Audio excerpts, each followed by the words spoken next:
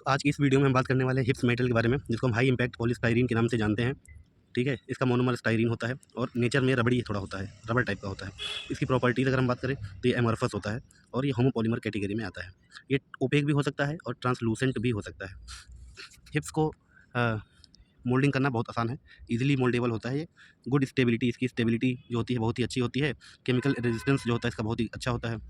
ये कम वोलाटाइल होता है, ठीक है। और हिप्स जो होता है वो हार्ड होता है। नाम से लिखा है कि हाई इम्पैक्ट पॉलीस्टाइरीन, तो इसकी इम्पैक्ट स्ट्रेंथ बहुत ज़्यादा होती है। एलोंगेशन इसका बहुत ही हाई होता है। टफनेस भी हाई होती है इसकी, इसको प्रोसेस करना बहुत ईजी होता है और इसको कलरिंग देना बहुत ईजी होता है। कॉस्ट इफेक्टिव मटेरियल की कैटेगरी में ये आता है, ठीक है। कॉस्ट इफेक्टिव मटेरियल होता है। अब अगर प्रोसेसिंग के बारे में बात करें तो सबसे पहले हार्डनेस इसकी 95 से लेकर के 110 तक होती है, ठीक है। मोल्ड श्रिंकेज 0.2 से लेकर के 0.8%। प्री हीटिंग टेम्परेचर जो हम देते हैं वो देते हैं 2 घंटे के लिए 80 से 100 डिग्री सेल्सियस पर। मोल्ड जो होता है उसको देते हैं 40 से 80 डिग्री सेल्सियस तक। फिर बैरल के लिए हम कितना देते हैं, बैरल के लिए देते हैं 180 से लेकर के 240 डिग्री सेल्सियस तक टेम्परेचर हम दे देते हैं। कितना देते हैं, 180 डिग्री सेल्सियस से लेकर के 240 डिग्री सेल्सियस तक। डेंसिटी कितनी रहती है, डेंसिटी रहती है 0.96 से लेकर के 1.05 तक, ठीक है।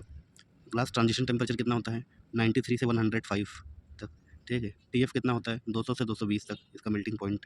प्रोसेसिंग टेम्परेचर मैंने जो बताया है वो एबीएस की लगभग होता है, 180 से 220 के आसपास, 240 तक भी जाता है। और मोल्ड का टेम्परेचर आपको ध्यान रखना है जो कि 40 से 80 डिग्री सेल्सियस के आसपास रहता है।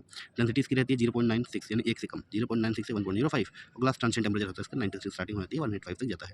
टेंसाइल स्ट्रेंथ 16 1.6 से लेकर के 9.3 एमपी है, ठीक है।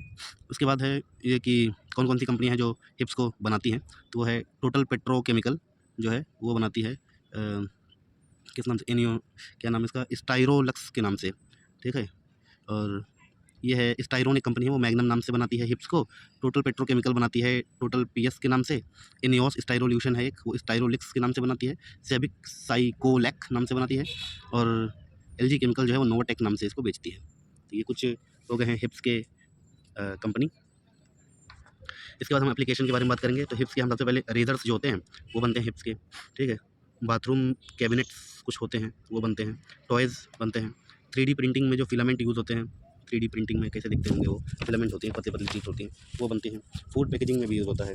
अब ट्रे ले लो, इंटीरियर आर्ट ले लो कोई पार्ट, वो भी इसके हिप्स मेटल के बनते हैं। ऑटोमोटिव कंपोनेंट में ऑटोमोटिव कंपोनेंट डैशबोर्ड बनते हैं। ट्रिम एंड डोर पैनल बनते हैं। फिर मेडिकल में डिस्पोजेबल मेडिकल ट्रे होती हैं, कुछ डिस्पोजेबल ट्रे होती है वो, तो वो बनती हैं। लैब कंटेनर जो होता है वो बनती हैं। डायग्नोस्टिक इक्विपमेंट होते हैं, डायग्नोस्टिक इक्विपमेंट केसिंग होते हैं वो बनते हैं। सिरिंज बनती हैं। And display packaging of electronic component, syringe हो गया, डिस्प्ले हो गया, इलेक्ट्रॉनिक कंपोनेंट्स की पैकेजिंग जो करते हैं हम वो भी इसके बनते हैं। तो इस तरह से आप समझ गए होंगे कि हिप्स मेटल से हम क्या क्या कंपोनेंट बना सकते हैं। ट्रे हो गई, डिस्पोजेबल मेडिकल ट्रे होती है, वो लैब में यूज़ होता है, लैब कंटेनर्स में। डायग्नोस्टिक इक्विपमेंट हो गया, है ना, सिरिंज हो गई, कुछ डिस्प्ले हो गई, इलेक्ट्रिक कंपोनेंट हो गए, बाथरूम कैबिनेट हो गया, टॉयज़ हो गया। तो ये सब चीज़ें हम हिप्स मेटल से बना लेते हैं और इस तरीके से हम क्या करते हैं, इसके बारे में आज हमने जाना हिप्स मेटल के बारे में। और अगर आप और हिप्स के बारे में कुछ जानना चाहते हैं, कुछ भी जानना चाहते हैं, तो मैं एक वीडियो और बना सकता हूँ उसमें, और वो भी लेकिन आपके कमेंट और आपकी डिमांड पर। फिलहाल के लिए हमें दीजिए इजाज़त, अगला वीडियो में मिलेंगे, फिर बात करते हैं।